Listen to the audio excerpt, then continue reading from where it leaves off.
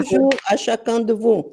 Et je suis très contente de vous revoir à quelques-uns et aux autres, à voir votre face pour la première fois. Pour moi, c'est une émotion de vous voir. Bon, aujourd'hui, la réflexion va être sur Père, que ton règne vienne. Que puis-je faire pour que le royaume de mon Père puisse atteindre tous les êtres humains? Le Christ me donne la réponse. Va annoncer l'évangile à tous les peuples et fais d'eux des disciples. J'ai une mission, une grande mission dans cette vie. Être saint est ma mission pour glorifier mon Père. Et être un apôtre saint, comme mon divin frère Jésus-Christ, qui est allé jusqu'à donner sa vie pour la gloire du Père, c'est ma mission pour étendre son royaume.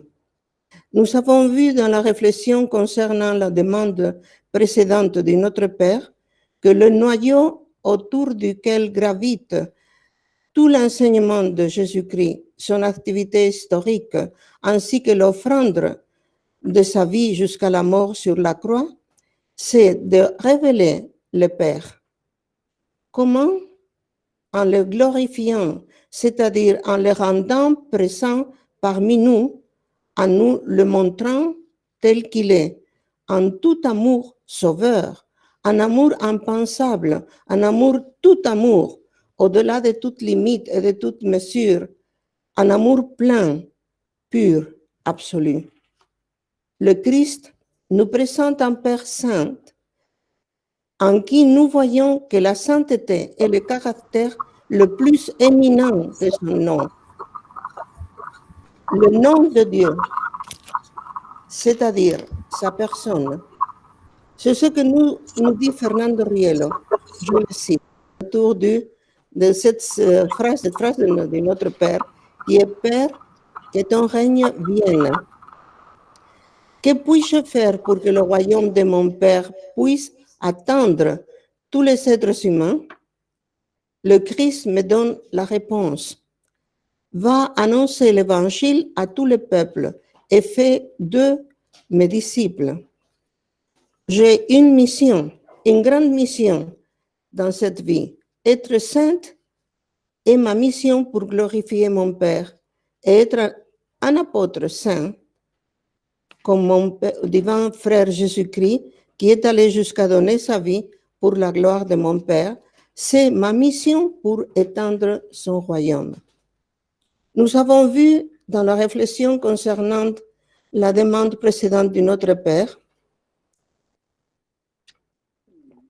que le noyau autour duquel gravite tout l'enseignement de Jésus-Christ, son activité historique, ainsi que l'offrande de sa vie jusqu'à la mort sur la croix, c'est de révéler le Père.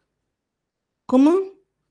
En le glorifiant, c'est-à-dire en le rendant présent parmi nous, en nous le montrant tel qu'il est, en tout amour sauveur, en amour impensable, en amour tout amour, au-delà de toute limite et de toute mesure, un amour plein, pur, absolu. Le Christ nous présente un Père saint en qui nous voyons que la sainteté est le caractère le plus éminent de son nom, le nom de Dieu, c'est-à-dire sa personne. C'est ce que nous dit Fernando Rielo, je vais le citer. Ainsi, dans le Notre Père, nous identifions l'essence de Dieu avec sa sainteté. Et Jésus nous annonce son royaume, le royaume de Dieu. Il nous dit, Père, je t'ai glorifié sur la terre en accomplissant l'œuvre que tu m'avais donnée à faire. Jésus-Christ nous rend présent le Père. Il nous le dit et il nous le répète de différentes façons. Par exemple, celui qui m'a vu a vu le Père. Le Père et moi, nous sommes un. Chaque geste du Christ nous révèle l'amour et la miséricorde de notre Père pour chacun de ses enfants. Lorsque le Christ guérissait le sourd, le paralytique, notre Père était aussi en train de guérir ce Fils.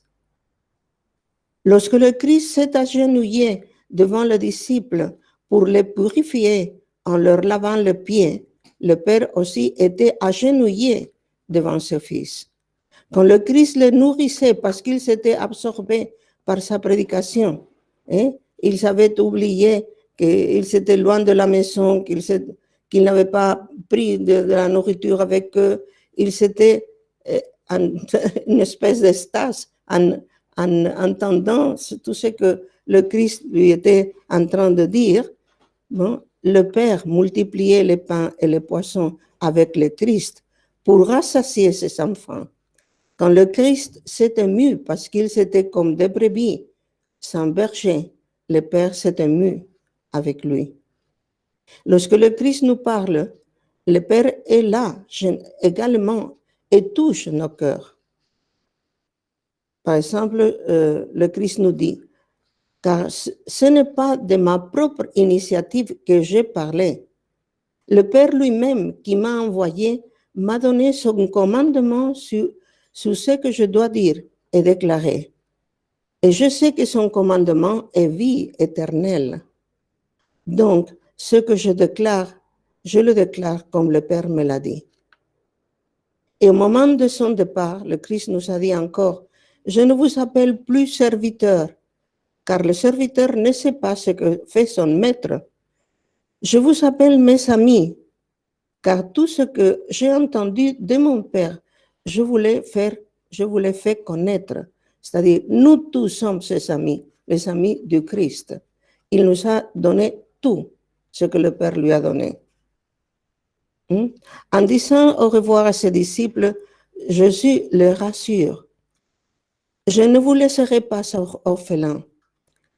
Vous ne souffrirez pas du vide et de la tristesse de vivre en orphelin, car le Père vous enverra le consolateur qui vous rappellera toute la vérité. Il vous indiquera la porte, l'accès au Père. Nous savons que l'accès au Père est le Christ lui-même. Il nous rappellera tout ce que le Christ nous a dit.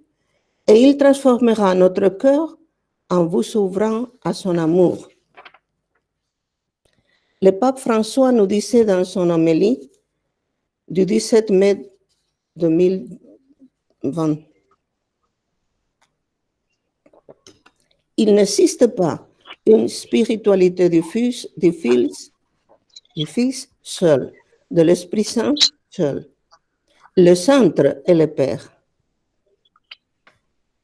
Et il continue en nous disant, qui vous rappellera, l'Esprit Saint vous rappellera, que nous avons un Père qui est le centre de tout, l'origine de tout, l'unité de tous, le salut de tous, parce qu'il a envoyé son Fils pour nous sauver tous.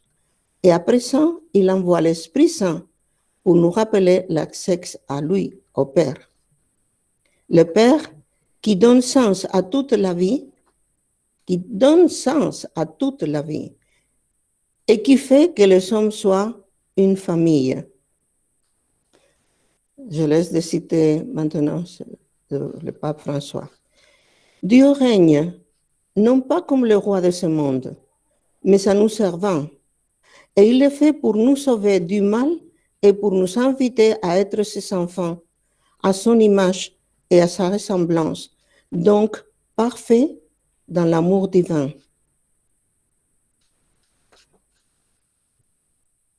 Les temps sont accomplis. Le règne de Dieu est tout proche. Convertissez-vous et croyez à l'Évangile. C'est ainsi que le Christ commence sa prédication, en nous apportant la bonne nouvelle du salut. Dieu le Père nous aime. Il est parmi nous. Il est en nous avec Jésus-Christ et le Saint-Esprit. Et il nous apporte la grâce de ce que notre cœur désire et que nous ne sommes même pas demandés. Il nous apprend lui-même à marcher vers la sainteté à laquelle il nous appelle, que nous sentons bien supérieurs à nos forces. cette sainteté. Mais le Christ nous dit, nous apporte cette grâce qui nous sanctifie. Saint Jean nous dit, mais à tous ceux qui l'ont reçu, c'est-à-dire qui ont reçu le Christ, il a donné le pouvoir de devenir enfants de Dieu. Le pouvoir, parce que c'est une grâce très spéciale. Qui a le pouvoir? Qui entre nous aurait pu avoir le pouvoir de devenir des enfants de Dieu? Pour chacun de nous, ça aurait été impossible. Comment est-ce que j'aurais pu faire ça? Si Dieu ne me donne pas ce pouvoir, je n'aurais pu être un enfant de Dieu. Mais il m'a donné le pouvoir de devenir de plus en plus, jour après jour, jusqu'à la plénitude d'être enfant de Dieu. Le règne de Dieu est une grande force, une force incalculable. Cependant, il ne s'instaure, excusez-moi mon français, il ne s'instaure pas dans le monde par la violence, en suivant les critères de ce monde, mais par l'amour divin qui est la vie. Il grandit comme la vie grandit, de manière silencieuse. Nous le voyons dans les paraboles que Jésus-Christ utilise pour nous décrire le règne de Dieu. Il nous dit, le règne de Dieu est comme le levain que l'on pétrit dans la farine et que l'on ne le voit plus. Ça disparaît dans la farine. Mais c'est ce levain qui fait fermenter la pâte. Il est comme la graine de moutarde que l'on peut à peine voir tant elle est petite, mais la vie qu'elle porte en elle surgit, se développe, grandit et devient un grand arbre où les oiseaux du ciel viennent nicher. Le règne de Dieu nous est présenté comme une réalité dynamique.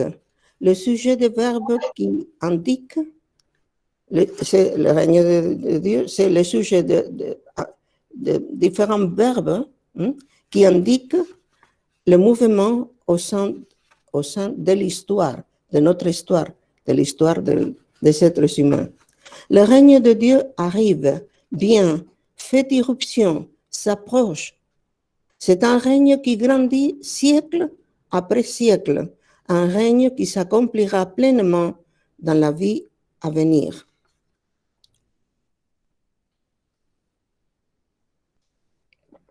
Le règne de Dieu se reconnaît à des signes très clairs, pour autant que nous ouvrions nos cœurs à notre Abba, à notre Père.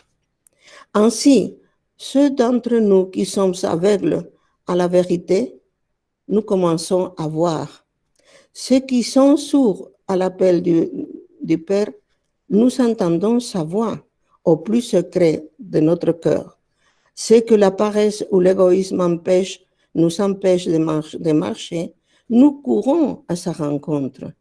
Ceux qui sont paralysés par la dureté de leur cœur commencent à marcher dans l'espérance qu'un jour ils arriveront à l'embrasser. Aussi, ceux d'entre nous qui ont été purifiés de la lèpre du péché par le miracle de leur repentir, de leur conversion et de la grâce du pardon de tous leurs péchés dans le sacrement de la réconciliation que le Christ a institué pour nous. Ceux qui, sur le point de mourir, reçoivent la vie éternelle dans le corps et le sang du Christ ressuscité, c'est-à-dire dans l'Eucharistie, qui nous donne vie éternelle, qui nous donne chaque fois la vie éternelle. Les doux et humbles de cœur qui reçoivent la sagesse de la révélation du Christ. Ceux qui renaissent comme des créatures nouvelles dans le Christ par le baptême. Ceux qui ravivent leur innocence par la miséricorde divine reçue dans l'indulgence plénière que ce pape nous donne très, très fréquemment. C'est une grâce de Dieu. Et la joie du ressuscité qui nous accompagne toujours, même dans nos tribulations et nos souffrances.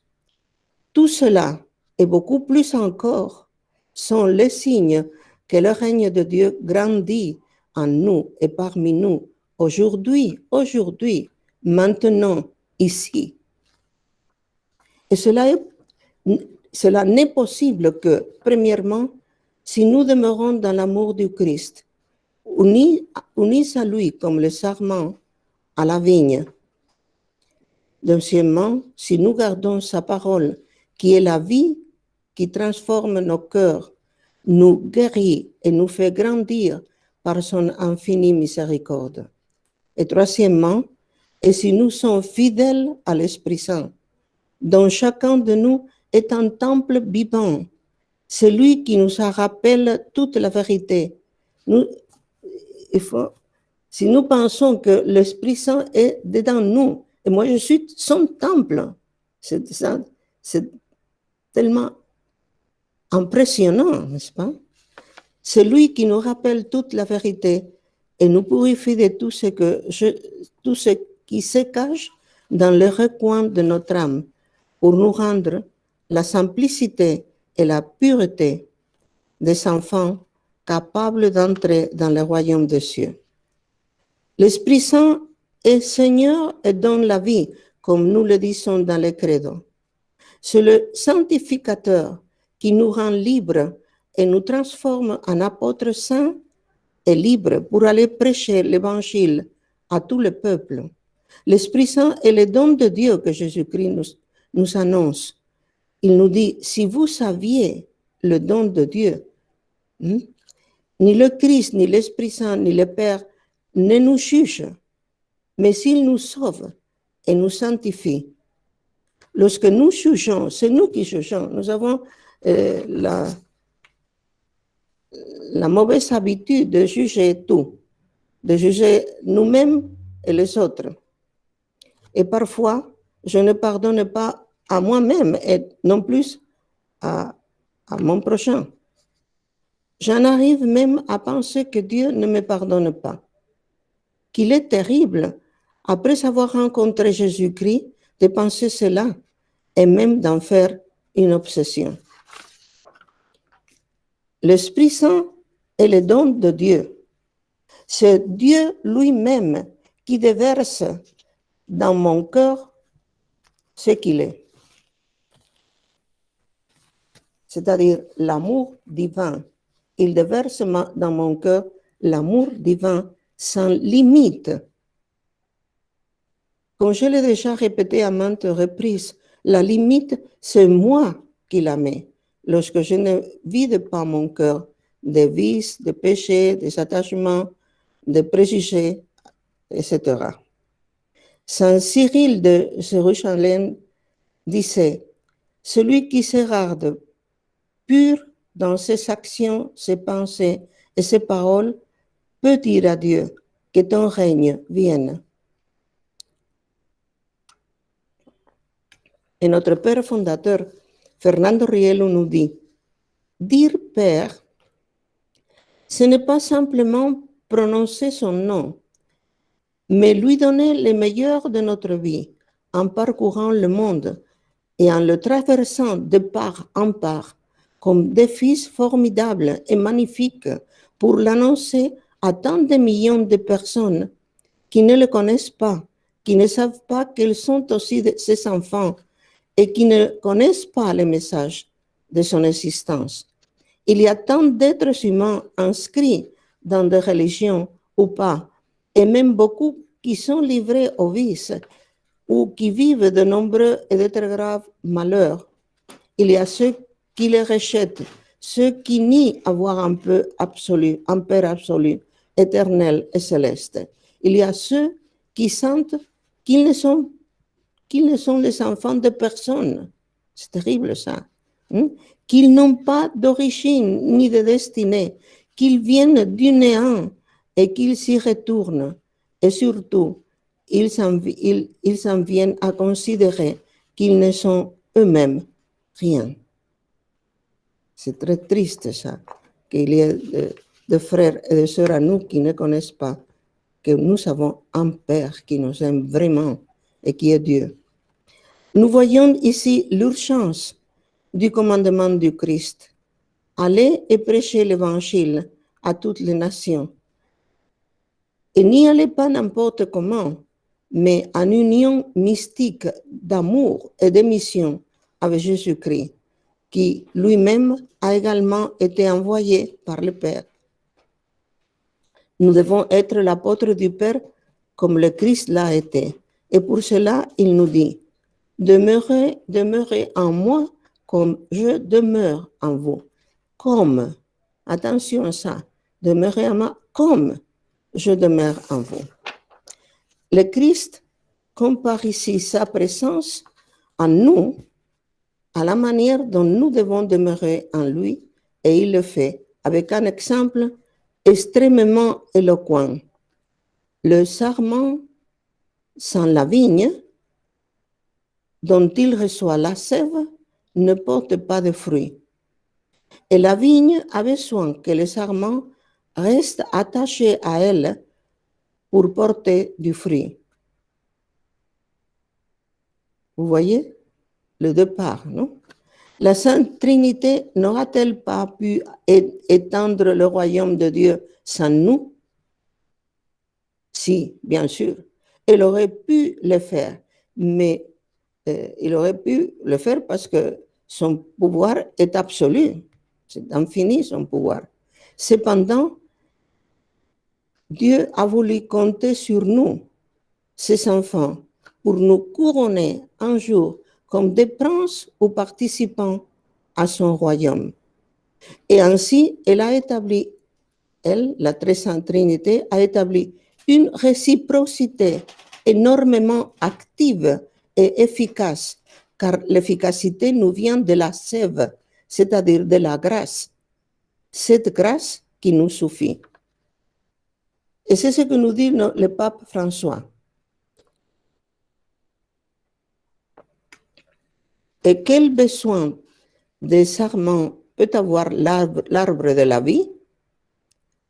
C'est évidemment pour donner des fruits. L'arbre de la vigne, je voulais dire, de la vigne.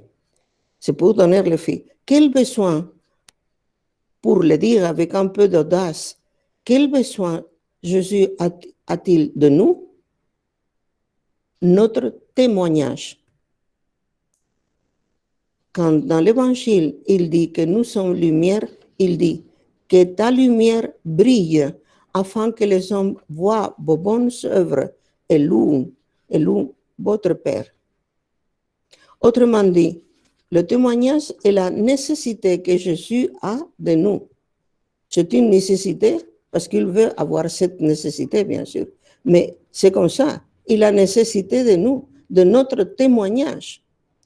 Témoigner de son nom, car la foi, l'Évangile, grandit par le témoignage. Ceci se fait d'une manière mystérieuse. Après avoir souffert la passion, Jésus, glorifié dans le ciel, a besoin de notre témoignage pour faire grandir, pour annoncer, pour que l'Église croisse. Et c'est là la réciproque mystérieuse de se demeurer. Lui, le Père et l'Esprit, demeurent en nous et nous demeurons en Jésus. Ça, c'est la fin de la cite du pape François.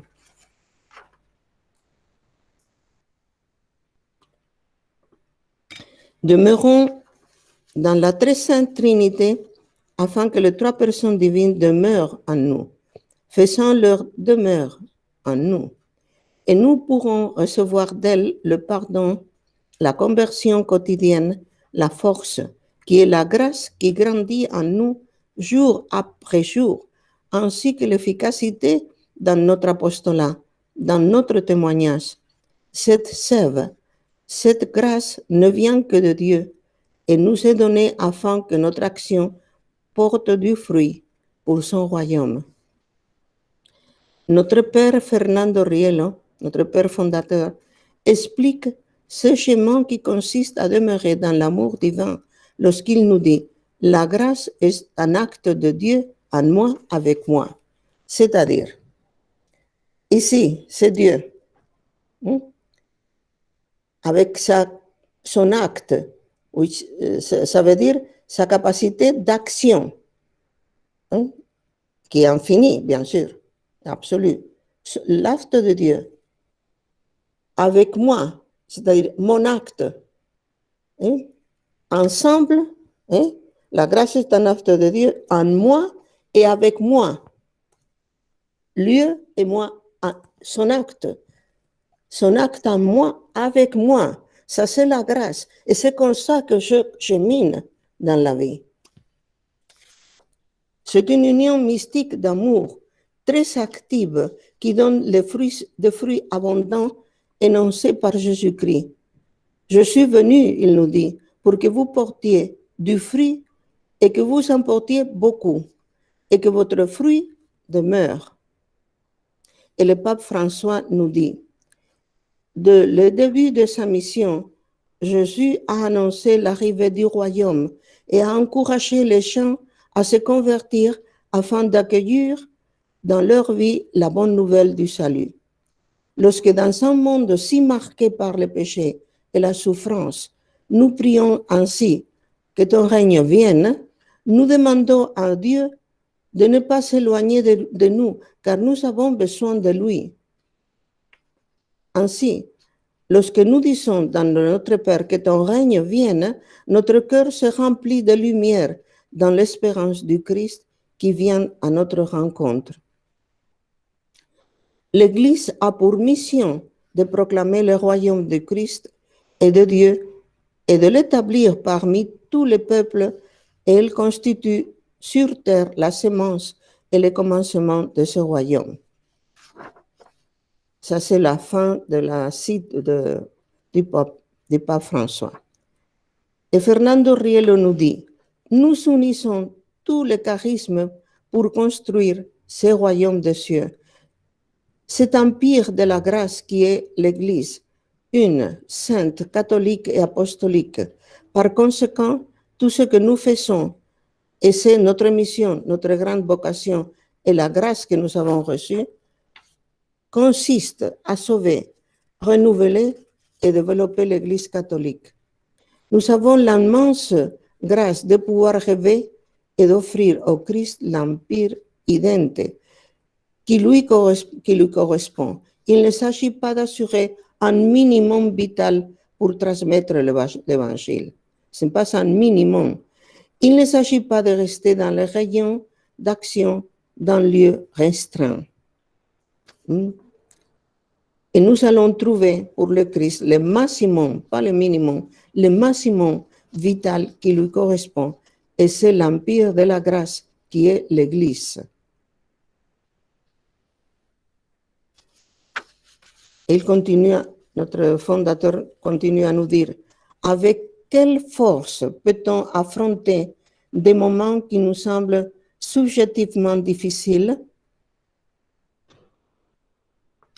Seulement avec l'amour. Et l'amour formulé de cette façon. Père, je suis ton fils. Cela, c'est l'amour. Je suis ton fils. Notre conscience de « je suis ton fils » veut dire « ton fils fera, ton fils qui est moi, ta fille, ton fils fera tout ce que tu lui proposeras. Père, moi qui suis ton fils, je le ferai. Je te mets au défi de me confier tous les sacrifices de la vie, que tu vois comment je travaille pour ton royaume, qui est mon royaume. Attention, pour ton royaume, qui est mon royaume, pour ta maison, qui est ma maison, pour ton entreprise, qui est mon entreprise. Et je sais que je dois porter la croix, parce qu'elle, la croix, est le propre de celui qui est ton fils. C'est la fin de la cite. Oui, nous avons besoin d'apôtres, de missionnaires. L'Église est missionnaire par définition. Et nous sommes tous missionnaires par le baptême. Le Christ nous prêche un royaume qui ne vient pas sous le signe du jugement, mais comme un évangile, il nous prêche le royaume de Dieu comme une bonne nouvelle de la part de Dieu.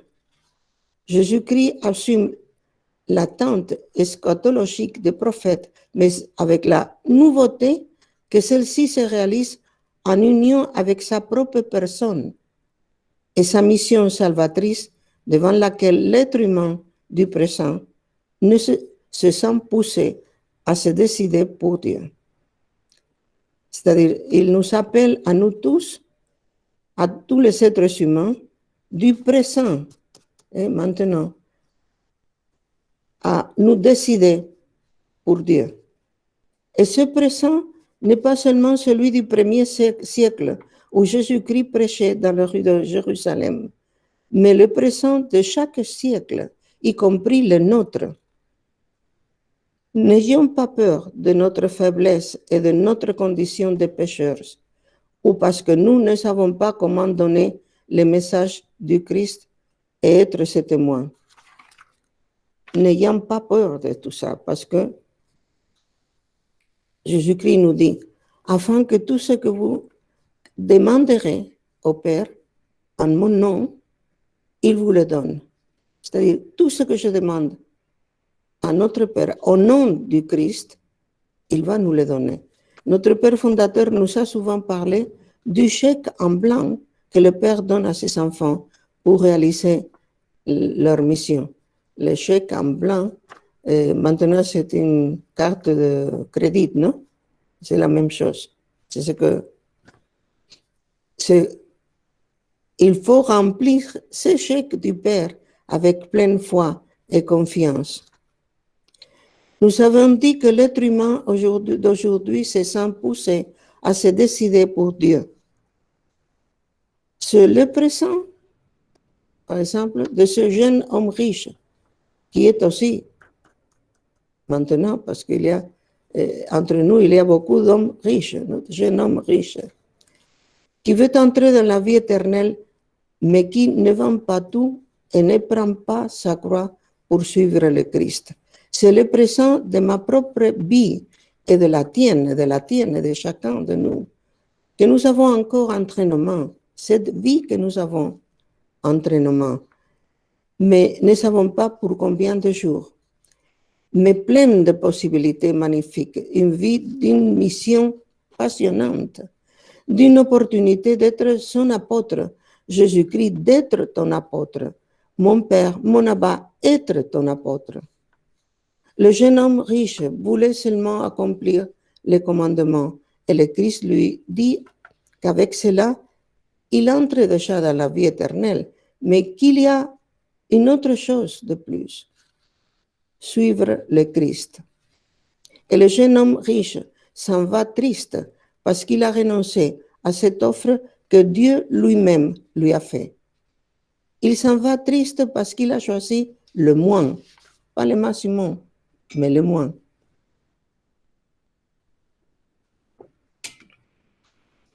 Et qui seront les princes ou les participants à ce royaume d'amour de notre Père que le Christ nous annonce? Jésus-Christ nous révèle un changement dans les catégories qui existaient en Israël. Ce n'est pas ceux qui accomplissent la loi ou qui font ce qui leur plaît que le Christ appelle bienheureux. Le royaume de Dieu est déjà là, maintenant. Il appartient déjà aux pauvres et aux affamés. Croyons-nous que le Christ a voulu que ses frères n'aient rien à manger, ou bien plutôt qu'il a fait référence à ceux qui sont pauvres en orgueil, pauvres en égoïsme, pauvres en envie, pauvres en beaucoup de choses qui ne sont pas bonnes. C'est ça qu'il faut être pauvre.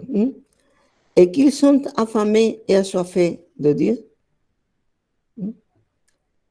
Avoir faim et soif de Dieu. Jésus appelle bienheureux ceux qui sont persécutés précisément pour la justice, c'est-à-dire pour la sainteté qu'ils veulent vivre. Le Christ a également été persécuté parce qu'il était juste, c'est-à-dire saint. Il appelle bienheureux le cœur pur, parce qu'il voit déjà Dieu d'une certaine manière, comme dans un miroir, mais après, ils le verront face à face. Il appelle bienheureux les miséricordieux, les doux, ceux qui pleurent, ceux qui travaillent pour la paix. Et en même temps, qu'il les appelle bienheureux parce qu'ils le sont déjà ici. Nous sommes déjà ici, maintenant, bienheureux. Si nous faisons tout ça, et nous vivons tout ça,